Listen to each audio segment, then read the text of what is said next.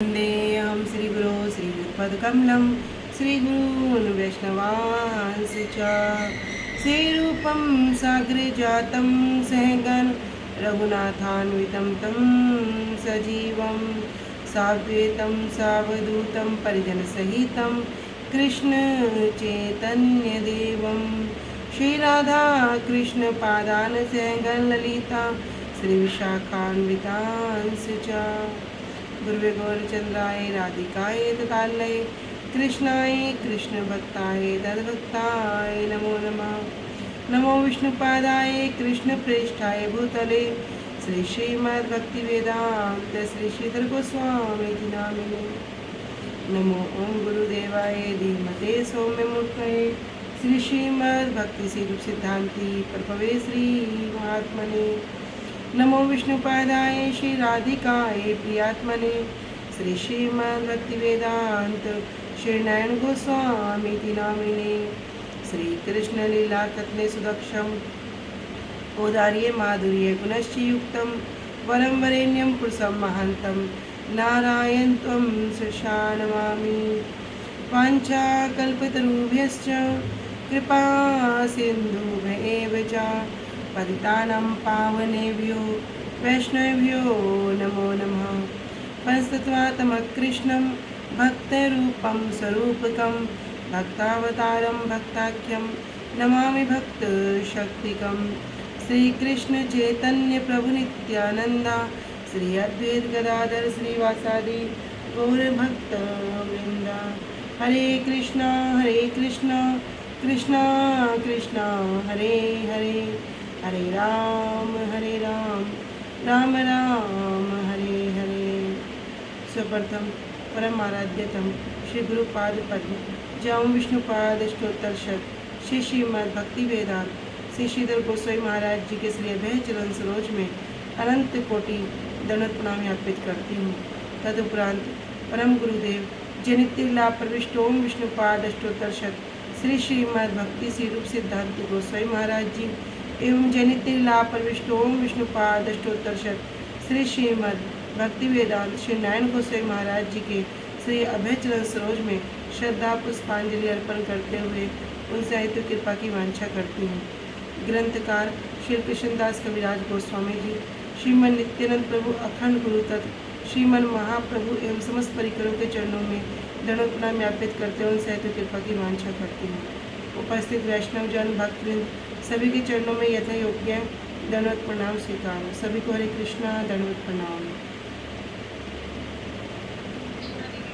श्री श्री चैतन्य चैतामृत।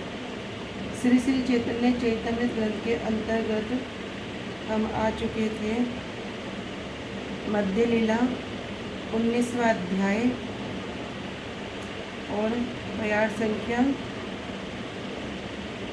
61 तक हमारा हो चुका है। ठीक है, अब ठीक है 61 से ही शुरू करते हैं दोबारा कि महाप्रभु वृंदावन की ओर वन के रास्ते से गमन कर रहे हैं और इधर श्री रूप गोस्वामी पाद जी ने क्या किया, अपने 2 जनों को नीलाचल भेज दिया कि जब महाप्रभु वहाँ से निकलेंगे तब वे आकर श्री रूप गोस्वामी जी को समाचार देंगे। इधर सनातन गोस्वामी पाद जी ने क्या किया, बीमारी का बहाना करके राजा के यहाँ से नौकरी छोड़कर घर पर ही बहुत सारे जो शास्त्र पारंगत व्यक्ति हैं उनके साथ क्या कर रहे हैं, इष्टि गोष्ठी कर रहे हैं। लेकिन जब राजा ने वैद्य को भेजा कि जाओ जाकर देख के आओ, तो वैद्य ने क्या कहा कि सनातन गोस्वामी पाद जी तो बिल्कुल स्वस्थ हैं और उन्हें किसी तरह की कोई बीमारी नहीं है।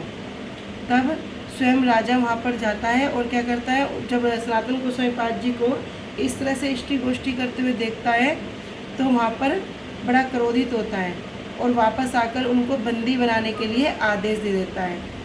उसके बाद भी कह रहे हैं कि अभी हम उड़ीसा जगन्नाथपुरी आक्रमण के लिए जा रहे हैं, तो हमारे साथ चलो। लेकिन सनातन गोस्वामी पाद जी मना कर देते हैं। इधर श्री रूप गोस्वामी पाद जी और अनुपम मलिक दोनों के दोनों कहाँ चले जाते हैं, महाप्रभु से प्रयाग में मिलने के लिए पहुँच जाते हैं।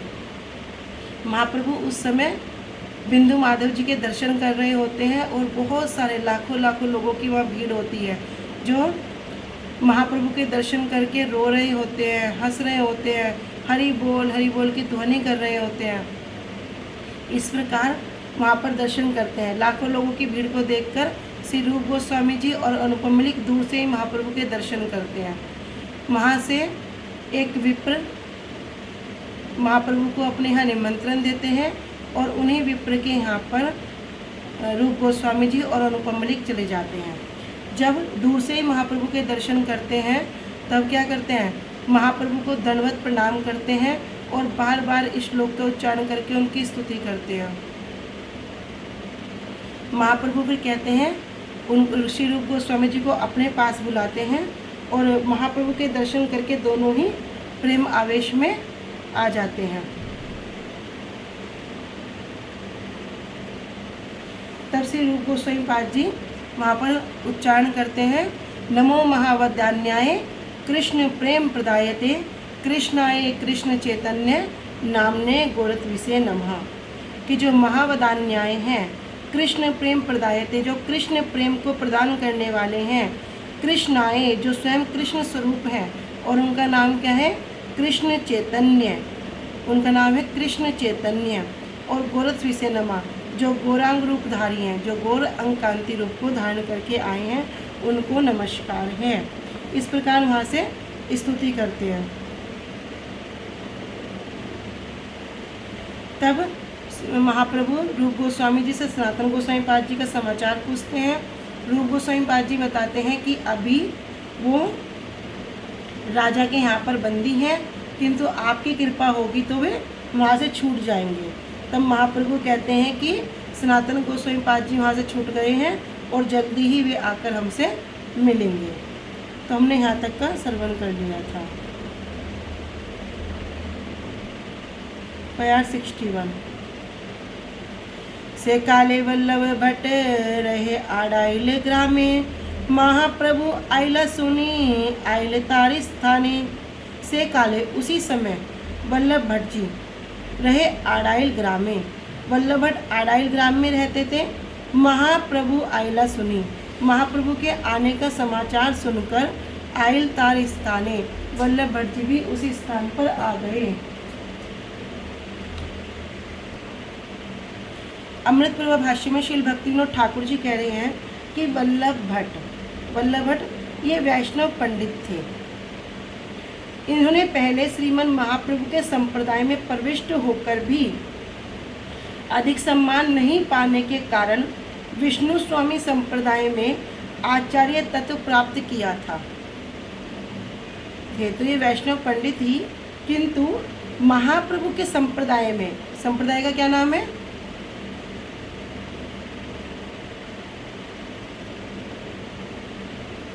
हाँ, ब्रह्म मध्य गौड़ीय संप्रदाय, कह रहे संप्रदाय में अधिक सम्मान नहीं पाने के कारण क्या किया, विष्णु स्वामी संप्रदाय में इन्होंने आचार्य तत्व को प्राप्त किया। इनको ही लोग वल्लभ आचार्य कहते हैं। गोकुल और मुंबई प्रदेश में इनका बड़ा प्रचार है। इनके द्वारा रचित अनुभाष्य, षोडश ग्रंथ आदि अनेक ग्रंथ हैं। आड़ाइल ग्राम संगम के निकट यमुना की दूसरी पार प्राय 1 मील की दूरी पर अडेली ग्राम अथवा आड़ाइल ग्राम है। यहाँ पर वल्लभी संप्रदाय का एक प्राचीन विष्णु मंदिर वर्तमान है। आज भी एक इसी संप्रदाय के नाम से एक वहाँ पर विष्णु मंदिर है। अनुभाष्य भक्ति सिद्धांत श्री ठाकुर पाद जी वर्णन कर रहे हैं कि ये तड़लंग देश में निडाड़ा भलू रेल स्टेशन से 16 मील की दूरी पर कांकड़वाड़ अथवा कांकरपाड़ू नामक ग्राम के निवासी लक्ष्मण दीक्षित के पुत्र हैं। अर्थात इनके पिता का नाम क्या है, लक्ष्मण दीक्षित जी। आंध्र के ब्राह्मणों में 5 विभाग हैं, उनको 5 प्रकार से उनको बांट दिया गया। कह रहे क्या, वेल नाटी, वेगी नाटी, मुर्गी नाटी, तेलुगु नाटी और काशन नाटी। तो ये 5 विभाग हैं। उनमें से वेल नाटी आंध्र ब्राह्मण कुल में 1400 शताब्द में श्री वल्लभ आचार्य ने जन्म ग्रहण किया। कोई कहते हैं कि वल्लभ के जन्म होने से पहले ही उनके पिता ने संन्यास ग्रहण कर घर का त्याग कर दिया था। क्या नाम है पिताजी का?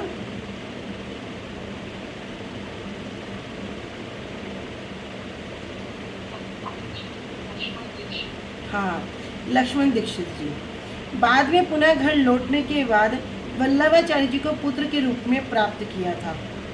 अन्य मत के अनुसार विक्रम संवत, एक मत तो ये हो गया, दूसरा मत कह रहे 1535 अर्थात 1400 शताब्द की चैत्री कृष्णा एकादशी तिथि में तिरंगने देशीय वेलनाटी ब्राह्मण वंश में, वेलनाटी हमने जो 5 प्रकार के विभाग सुने हैं उसमें है एक वेलनाटी, तो कह रहे वेलनाटी ब्राह्मण वंश में उत्पन्न खम्भ पाटीवारू उप अधिकारी लक्ष्मण भट्ट दीक्षित के पुत्र के रूप में वल्लभ आचार्य चंपक कारण्य में मत अंतर में मध्य प्रदेश के अंतर्गत VNR लाइन में राजीव स्टेशन के निकट चापाझाड़ ग्राम में आविर्भूत हुए थे। तो गांव का नाम है चापाझाड़। 11 वर्षों तक काशी में वास करके अध्ययन के बाद अपने देश में लौटते समय मार्ग में रास्ते में शेषरादि में उन्होंने अपने पिता के परलोक प्राप्ति के विषय में सुना। भाई और माता को घर पर छोड़कर तुंगभद्रा के तट पर विद्यानगर में जाकर बुक्कराज के पुत्र कृष्णदेव का उल्लास विधान किया। उसके बाद 3 बार 6 वर्ष वाली दिग्विजय में 18 वर्ष व्यतीत किए, मतलब दिग्विजय यात्रा पर चले गए 6 साल के अकॉर्डिंग। के 30 वर्ष की आयु में काशी में स्वजातीय ब्राह्मणों की महालक्ष्मी नामक कन्या का पानी ग्रहण किया। इनकी पत्नी का नाम है महालक्ष्मी। इन्होंने गोवर्धन पर्वत के नीचे श्री मूर्ति स्थापित करके प्रयाग के निकट आड़ाइल ग्राम में वास किया था। इनके 2 पुत्र हुए जिनका नाम है श्री गोपीनाथ जी और श्री विठ्ठलेश्वर जी। अंतिम अवस्था में त्रिदंड संन्यास ग्रहण करके 1452 शताब्द में इन्होंने वाराणसी में परलोक गमन किया। श्री वल्लभ के 16 ग्रंथ ब्रह्मसूत्र का अनुभाष्य, श्रीमद् भागवत की सुबोधनी टीका आदि कुछ ग्रंथों के अतिरिक्त और भी अनेक ग्रंथ हैं। तेहो दंडवत कैल प्रभु कैलालिंगन, दुई जने कृष्ण कथा हैल तत्शन। तेहो दंडवत कैल, प्रभु कैलालिंगन। श्री वल्लभ भट्ट जी ने महाप्रभु को देखते क्या किया? दंडवत प्रणाम किया और महाप्रभु ने भी उनका आलिंगन किया। दुई जने कृष्ण कथा हैल तत्सन, और उसी समय तत्सन उसी सन क्या करने लगे? दोनों महाप्रभु और वल्लभ भट्ट जी कृष्ण कथा की चर्चा करने लगे। कृष्ण कथाए प्रभुर महाप्रेम उथलिल, भट्टेरे संकोचे प्रभु संवरण कैल। अब आपस में दोनों कृष्ण कथा की चर्चा कर रहे हैं और कृष्ण कथा को श्रवण करके महाप्रभु में क्या हो गया? महाप्रेम उथलिल, महाप्रेम उठने लगा, प्रेम आवेश होने लगा। और लेकिन अभी सामने कौन है? वल्लभ भट्टाचार्य जी हैं, वल्लभ भट्ट जी हैं।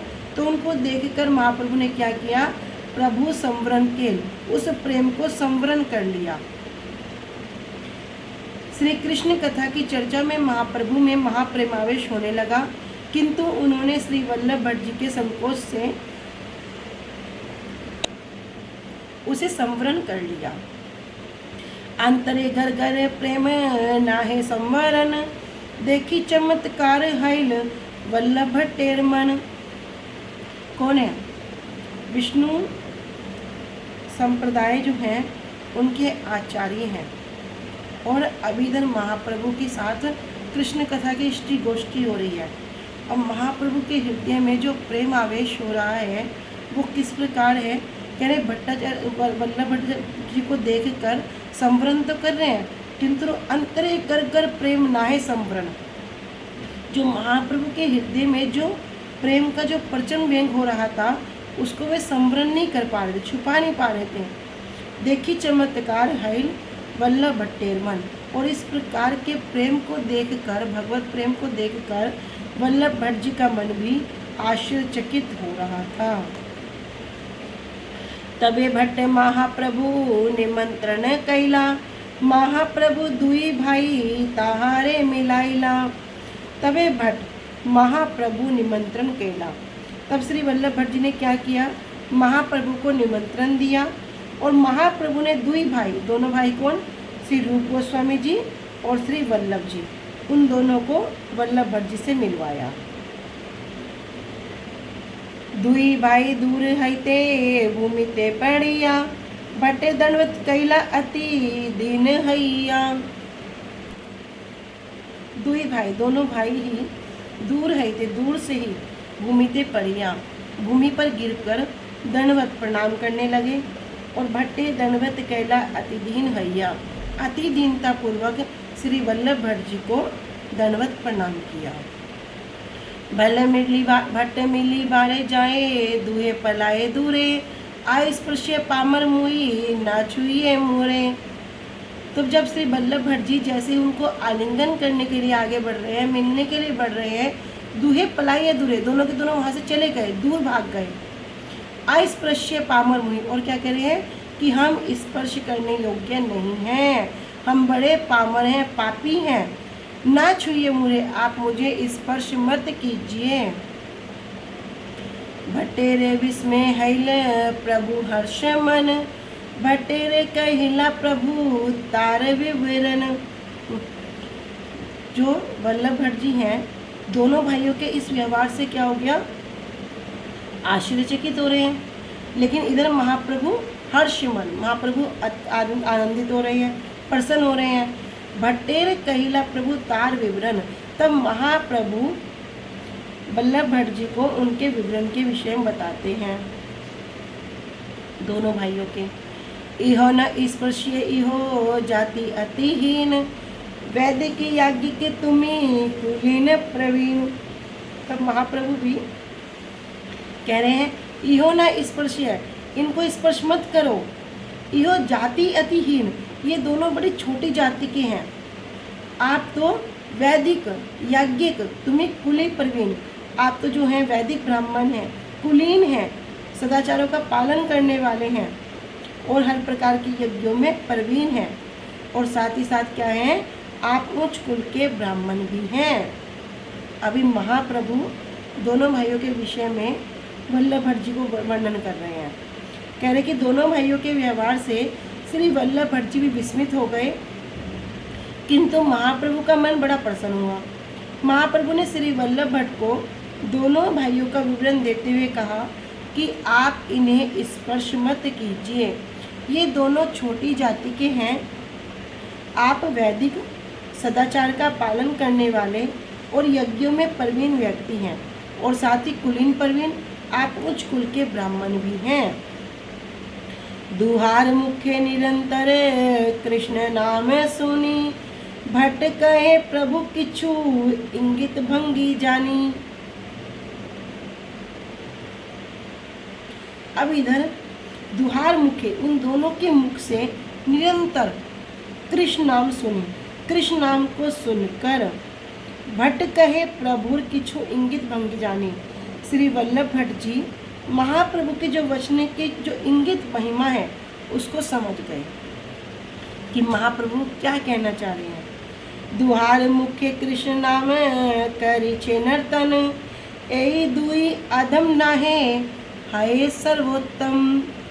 दुहार मुख्य, दोनों के मुख से कृष्ण नाम का जो उच्चारण हो रहा है, कृष्ण नाम नृत्य कर रहा है। कहने यत जीवग्राया वर्तते नाम तुभ्यम, जिसकी जीवा के अग्रभाग पर भगवान का नाम नृत्य करता है, वो क्या है, वो ब्राह्मणों में भी पूजनीय है, उसकी गिनती उनसे भी ज़्यादा है। कह रहे हैं दुहार मुख्य कृष्ण नाम करी छे कीर्तन, इनके मुख में क्या कर रहा है, कृष्ण नाम नृत्य कर रहा है। ए दुहे अधम नाहे हाय सर्वोत्तम, ये दोनों अधम नहीं हो सकते, ये क्या है, सर्वोत्तम, सबसे उत्तम है। दोनों के मुख से निरंतर कृष्ण नाम सुनकर श्री वल्लभ भट्ट महाप्रभु के वचनों की कुछ इंगित महिमा को समझ गए। तब उन्होंने कहा कि दोनों के मुख में कृष्ण नाम नृत्य कर रहा है, ये दोनों अधम नहीं है, अपितु सर्वोत्तम है। श्रीमद् भागवतम में वर्णन है, अहो बद स्वपचो अतो गरियान यत जीव गराए वर्तते नाम तुभ्यम ते पुस्तपुस्ते जुहु सनुर आर्या ब्रह्मानुचूर नाम गणंती ये ते। कि अहो बद, अहो मतलब आश्चर्य, हे भगवान, अहो बद स्वपचो अतो गरियान, कि अगर कोई जो चांडाल है, स्वपच मतलब चांडाल, जो कुत्ते के मांस खाने वाला व्यक्ति भी है, उसके मुख में अगर आपका नाम है, आपका नाम नित्य करता है, यत जीव ग्राह्या वर्तते नाम तुभ्यम, कहाँ करता है? जीवा के अग्र भाग पर। तब उसने क्या किया? ते पुस्त तपस्ते, उसने सब प्रकार की तपस्या कर ली, जुहु समस्त प्रकार के यज्ञ कर लिए, सनुर आर्या, और सभी तीर्थों में क्या कर लिया? उसने स्नान कर लिया, एवं अंग सहित क्या किया? समस्त वेदों का पाठ कर लिया। इसलिए उसकी गिनती क्या है? उसकी आर्यों में गणना होती है। तो हे भगवान, जिनके मुख में आपका नाम वर्तमान है, वे स्वपच कुत्ते के मांस खाने वाले होने पर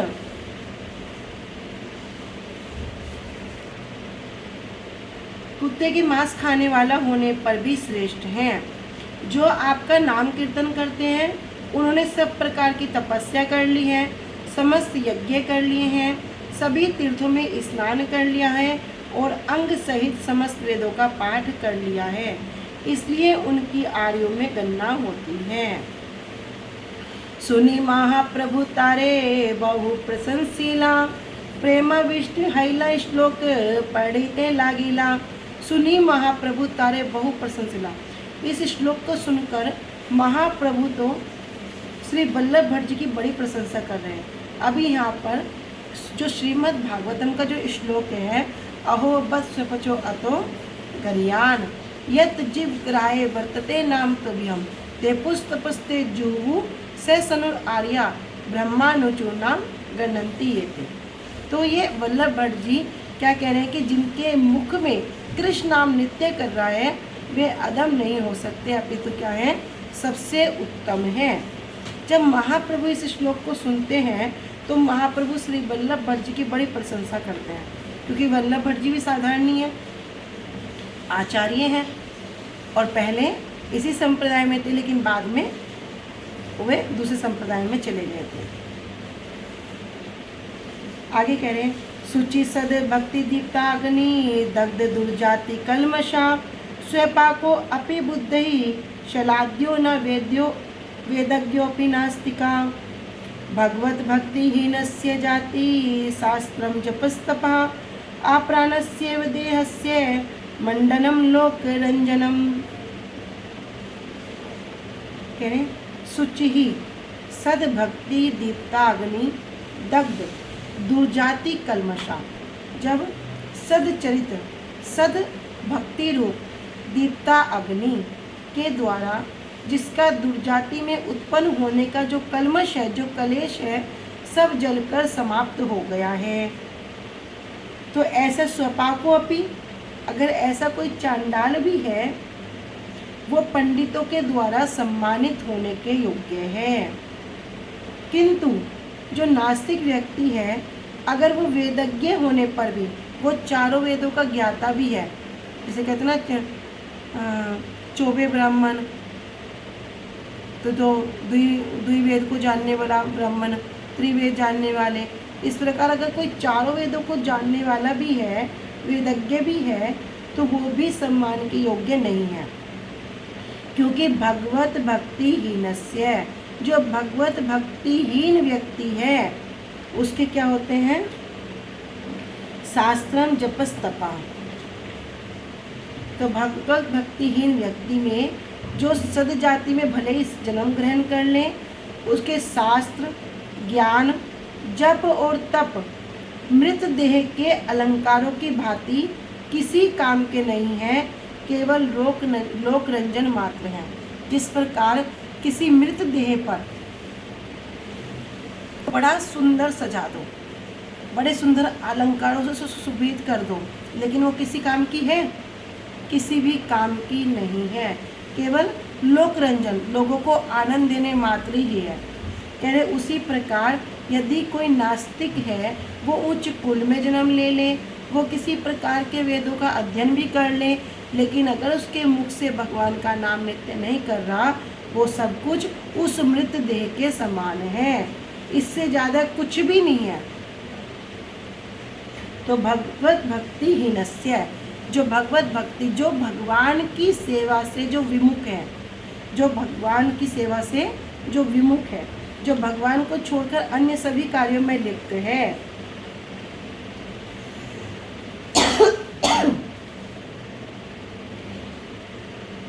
आगे कह रहे हैं कि एकांतिक की श्री कृष्ण भक्ति रूप दीप्ता अग्नि के द्वारा जब कोई भक्त अनन्य भाव से क्या करता है? कृष्ण भक्ति करता है।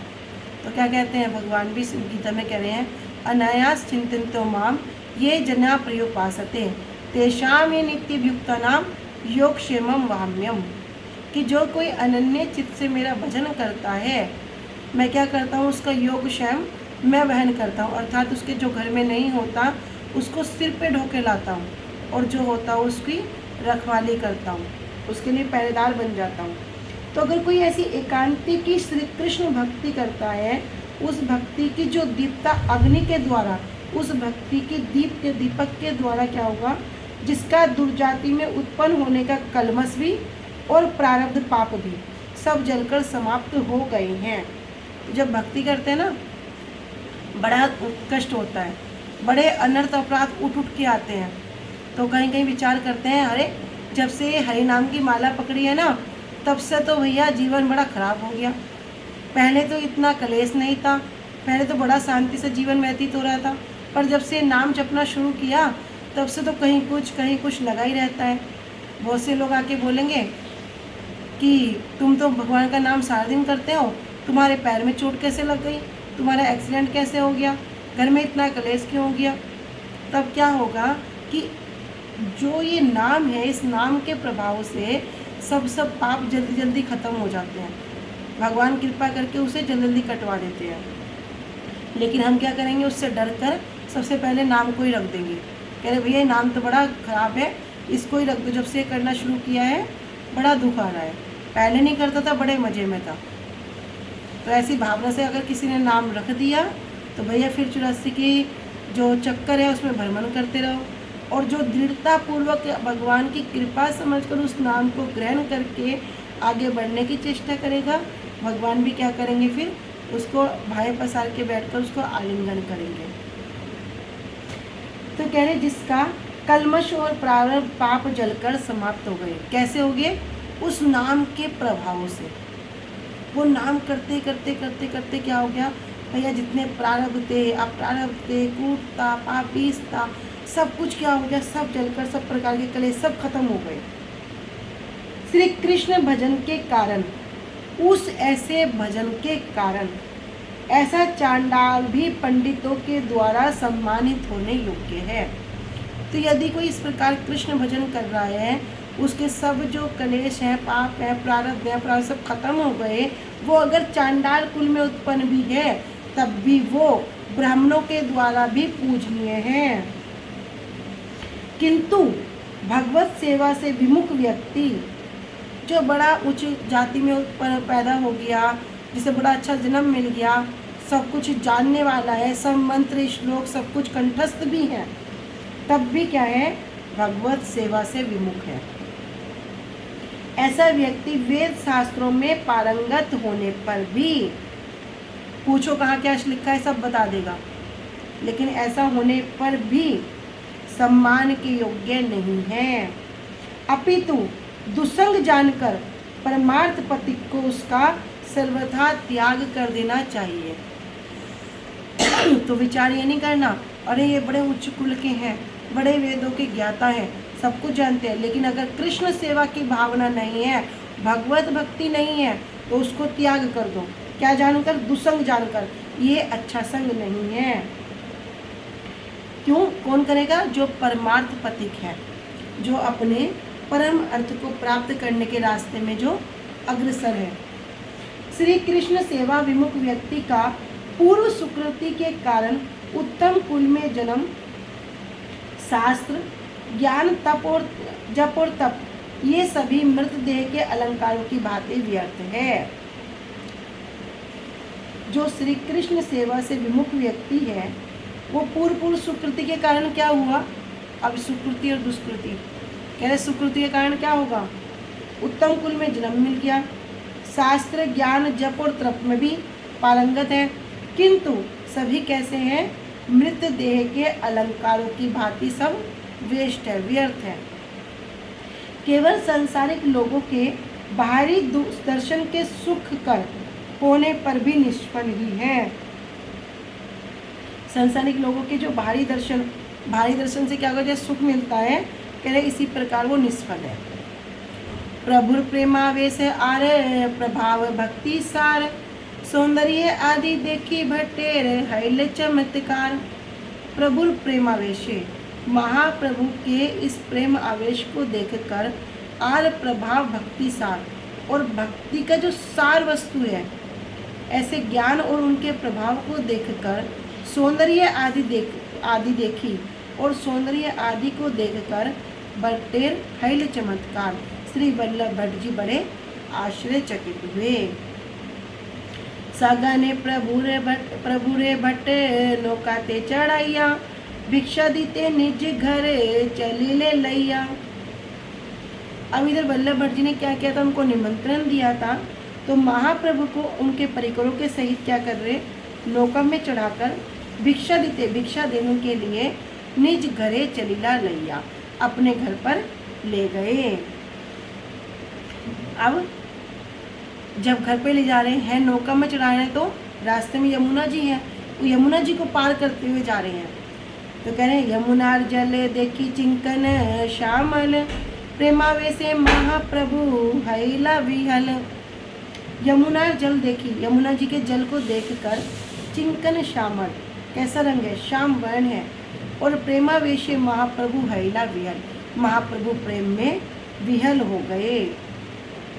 हुंकार करी यमुनार जले धीला झाप, प्रभु देखी सबार मने हैले भय काप। और हुंकार करके यमुना जी के जल में क्या किया? महाप्रभु ने छलांग लगा दी। और प्रभु देखी, महाप्रभु को इस प्रकार देखकर, यमुना जी के जल में कूदते हुए देखकर सबार मने, सबके मन में भय काप, सबके सब डर से कांपने लगे। यमुना जी के चमकदार श्याम वर्ण को देखकर महाप्रभु प्रेम आवेश में विहल हो गए, और हुंकार करते हुए महाप्रभु ने यमुना जी के जल में छलांग लगा दी।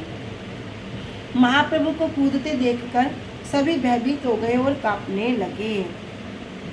ठीक है, आज हम यहीं तक रखते हैं, आगे कल करेंगे। वांछा कल्पतरुभ्यश्च कृपा सिन्धुभ्येव च पतितानां पावनेभ्यो वैष्णवेभ्यो नमो नमः। श्री गुरुदेव की जय। अनंत कोटि वैष्णव वृंद की जय। निताई गौर प्रेमानंदे। हरि हरि बोल। हरे कृष्णा। सभी को दंडवत प्रणाम।